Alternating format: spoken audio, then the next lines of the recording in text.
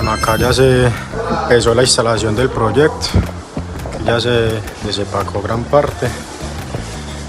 Ya acá pudimos empezar a presentar ciertas torres. Esa parte de acá, esa torre en la esquina ya se presentaron parte, falta una de allá, ¿cierto?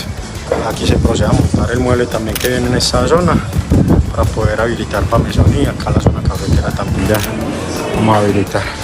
Y aquí por último la isla que viene en esta parte de acá.